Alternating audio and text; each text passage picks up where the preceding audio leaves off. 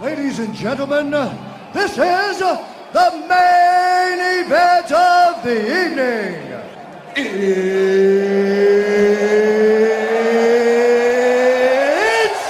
time!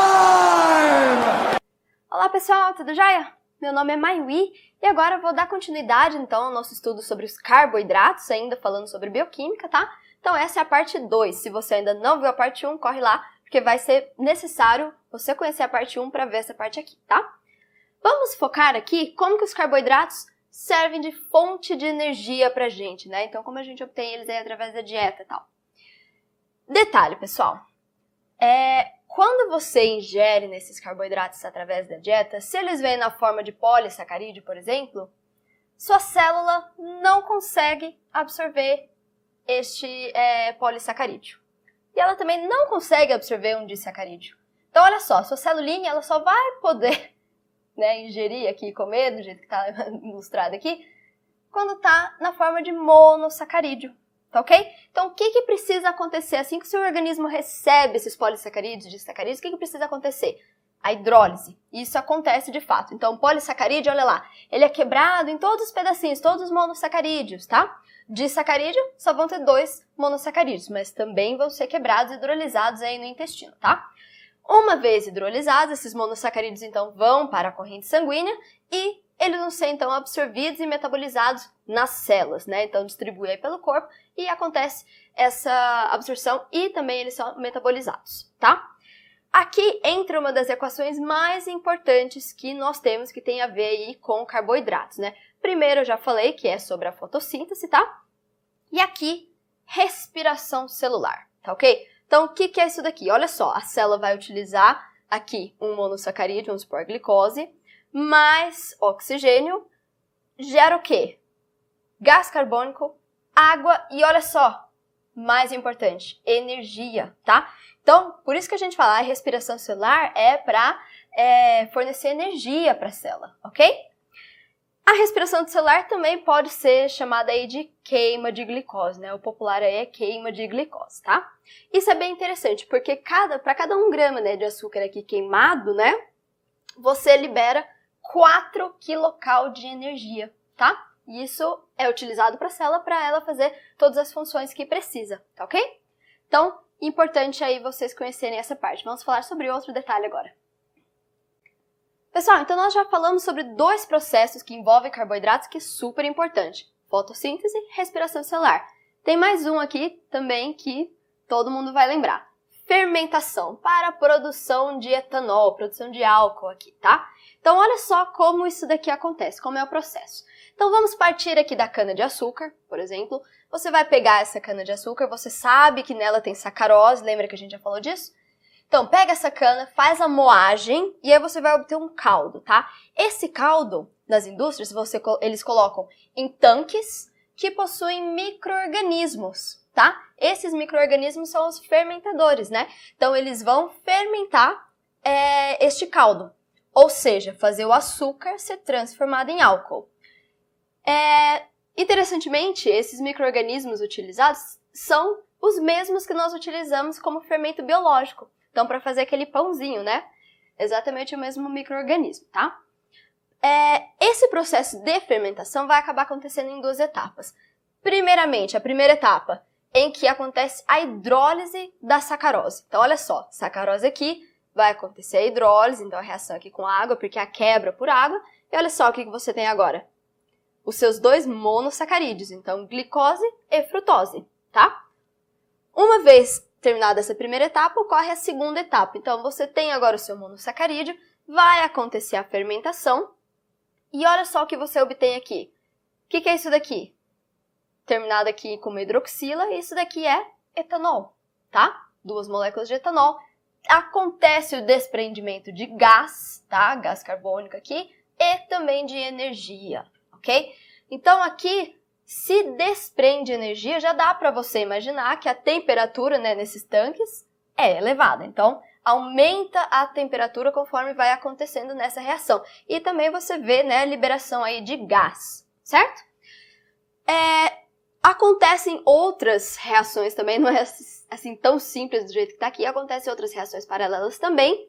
Então, no final, você não vai ter só o seu etanol, você acaba tendo uma mistura ali, e nesta mistura tem etanol. Então, o que acontece aqui? Pensa, você tem uma mistura, em que nessa mistura tem um componente do seu interesse, você precisa separar a mistura, ok? Qual o método de separação que eles utilizam aqui? A destilação fracionada, tá?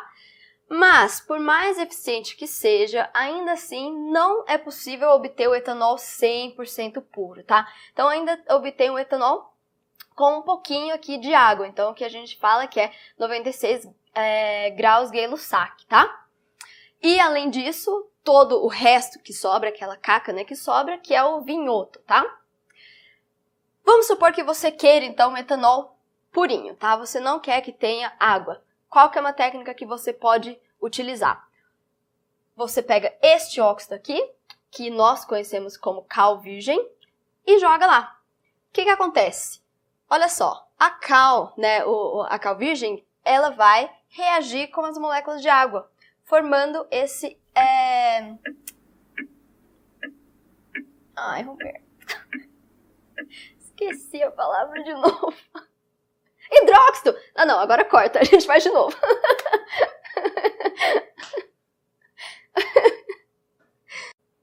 Então, forma aqui esse hidróxido de cálcio, tá vendo? Então, toda molécula de água que tiver lá no meio vai ser absorvida para a formação deste hidróxido, tá ok? Então, daí você vai poder obter aí o etanol puro. Só que ainda assim, tem esse hidróxido presente no meio, então você vai fazer uma nova destilação para poder, de fato, retirar o etanol. O hidróxido vai ficar retido, né? Não vai sair junto. Então, você vai ter, então, etanol com alto grau de pureza aí. E aí, o que vai acontecer com esse vinhoto que eu falei que é produzido também? Então, infelizmente, tem alguns lugares que ainda pegam esse vinhoto e acabam jogando nos rios, né? O que é, na verdade, uma coisa terrível, né? Porque o vinhoto, ele vai ser uma séria fonte de poluição, tá? Então, não é legal mesmo que faça isso.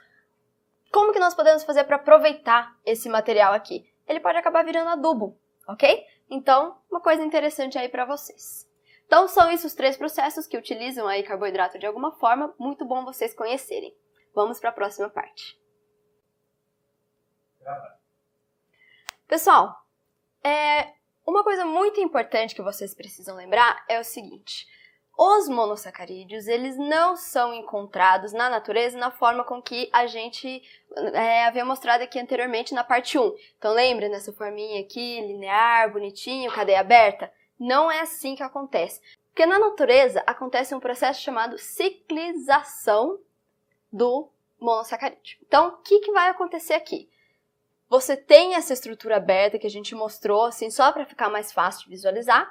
Vai acontecer a formação de um ciclo, tá? Então, aqui a reação vai acontecer entre a carbonila e uma hidroxila, tá? Em específico, por exemplo, aqui para a molécula de glicose, aqui, essa hidroxila aqui e essa carbonila aqui. Aqui, realmente não é do interesse, assim, de vocês saber como exatamente acontece essa reação, só que vai fechar e formar um ciclo, formando essas duas possibilidades aqui. Antes de querer entender aqui a reação, olha só para essas estruturas, porque tem algo um pouquinho diferente aqui que vocês ainda não viram, tá vendo essas ligações gordinhas aqui? Então, isso daqui é a mesma ideia de quando a gente estava estudando sobre química orgânica, que eu mostrei o formato, né, a geometria do átomo de carbono, como o átomo de carbono é tetraédrico quando ele tem 4 ligações simples, e aquela ligação gordinha vinha na sua direção, lembra? E aquela pontilhadinha era atrás do plano, tá? Então, isso daqui para mostrar essa ideia, para dar essa ideia de plano. Então, imagina que esse ciclo está vindo assim na sua direção, tá? E você consegue imaginar acima do plano do ciclo e também abaixo, tá ok? Então, se você observar aqui nessas duas estruturas, vocês conseguem ver que tem, por exemplo, hidroxila que está indo para baixo do plano do ciclo. Tem hidroxila que está indo para cima. E isso é super importante, porque assim que acontece, né, a formação do ciclo aqui com essa molécula de glicose, pode dar origem aqui à alfa-glicose ou à beta-glicose. Olha só a diferença. Tem esse carboninho que eu deixei destacado aqui em laranja, que é chamado de carbono anomérico, tá?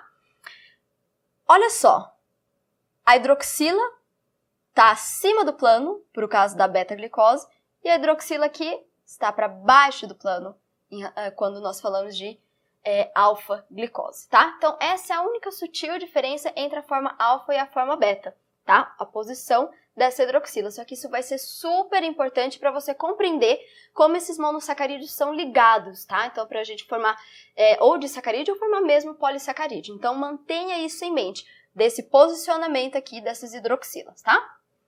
Por exemplo, nós podemos também pegar a molécula de frutose, que eu já havia desenhado para vocês dessa forma aqui, né? Dessa forma retinha e aberta. O que, de fato, não é o que acontece, porque, de novo, vai acontecer a reação aqui da carbonila com um grupo OH, e isso daqui vai fechar e formar um ciclo, ok? Então, vocês observam a mesma estrutura aqui, fechada, e, detalhe muito importante, essa bolinha aqui no meio, pessoal, não confunda, isso aqui é átomo de oxigênio, tá bom? Não é só uma bolinha aleatória, átomo de oxigênio, tá ok? Então, aqui vocês podem ver a maneira com que foi fechado o ciclo, um pouquinho diferente desse daqui, né, desses dois, mas acontece a formação do ciclo da mesma maneira. Então, agora que vocês já conhecem como é de fato a estrutura real, né, desses monossacarídeos, agora sim a gente vai conseguir entender como que existe a formação, por exemplo, de um disacarídeo, como acontece a reação, tá bom? Vamos finalizar dando uma olhada nisso. Pessoal, então agora vamos entender como acontece a união dos monossacarídeos. Então, por exemplo, como que a gente consegue obter sacarose? Lembra que eu falei sacarose é a união de glicose com frutose? Então, você tem aqui sua moléculazinha de glicose já na estrutura correta e a moléculazinha aqui de frutose também. Lembra que eu falei, pessoal, que quando acontece essa reação que forma o disacarídeo, sempre tem eliminação de água? Lembra disso? Muito importante. De onde que vai sair essa eliminação? Então, olha só essas duas regiões aqui das moléculas. Então, lembra essa hidroxila aqui ligada ao carbono numérico, tal, aqui também? Repara só, a água vai sair exatamente daqui. Então, eu vou tirar, então, um O e um H e tirar um hidrogênio daqui. Vai sair na forma de água, ok? Repara o que que acontece. Tirando essa parte da molécula e essa parte da molécula, esse oxigênio fica faltando uma ligação e aqui esse carbono também. Então, vai ligar diretamente deste carbono para cá. Olha agora com muita atenção a maneira com que nós escrevemos isso daqui.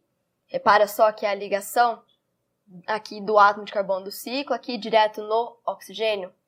Pessoal, isso aqui vocês precisam tomar muito cuidado. Porque o que eu falei para vocês até então dessa estrutura, né? Usando então esses os bastõezinhos, né? Os palitinhos. Que toda vez que vocês encontrassem uma quina, né? Uma mudança de angulação, significa que tem um átomo de carbono. Então, por exemplo, cada uma dessas pontas aqui.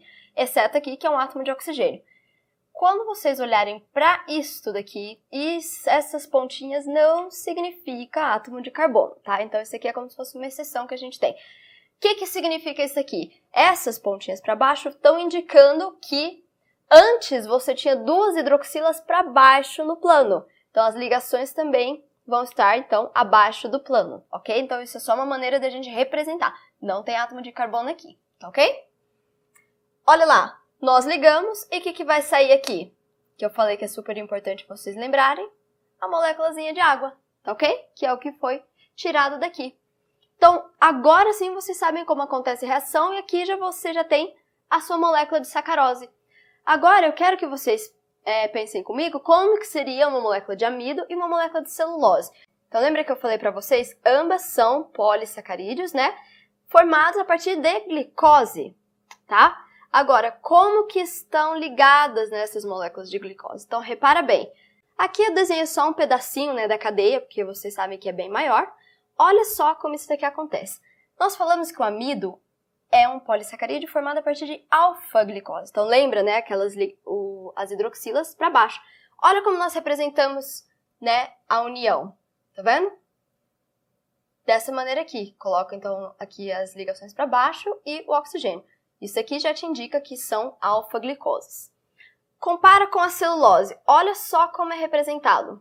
bem diferente, não é? Dessa representação aqui. Então, isso daqui acontece para quando nós estivermos falando sobre, então, cadeias formadas de beta-glicose, tá?